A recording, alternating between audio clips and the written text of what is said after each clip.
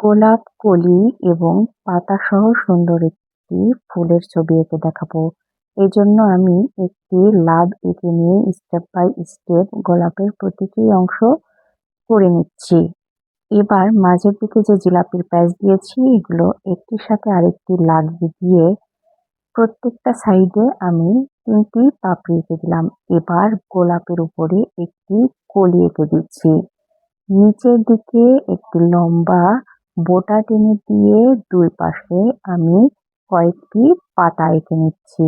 প্রত্যেকটা পাতার মাঝখানে আমি শিরা উপশিরা দিয়ে নিচ্ছি। আমি এই ছবিটি পেন্সিল দিয়ে আঁকছি।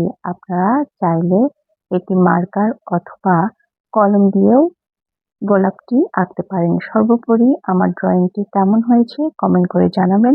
ভালো লাগলে অবশ্যই লাইক করে এটিকে শেয়ার করে দেবেন।